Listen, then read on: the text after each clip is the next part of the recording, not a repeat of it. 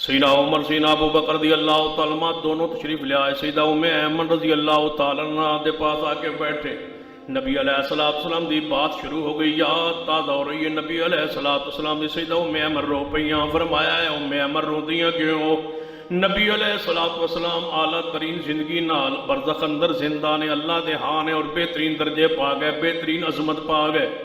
सैयदा ऐमन फरमादियां मैं मुहम्मद मुस्तफ़ा अलैहिस्सलाम दे आला मेरे इल्म ईमान यकीन आला दर्जे अंदर ने, आला मुकाम अंदर ने। मैं इस वजह तो नहीं परेशान, मैं परेशान इस वजह तो हाँ कि जदों मौजूद सन कदे जिब्रील आंदा कुरान लेके आता था, नई नई आयात लेके आता था, हम वो पढ़ते थे, सुनते थे, लज्जत आती थी। अब न मोहम्मद मुस्तफ़ा रहे न वो कुरान का नज़ूल रहा। मैं तो इस वजह से परेशान हूँ कि अब कुरान नाजिल नहीं होता जिसको हम मोहम्मद की ज़बान सुन के कुरान को पढ़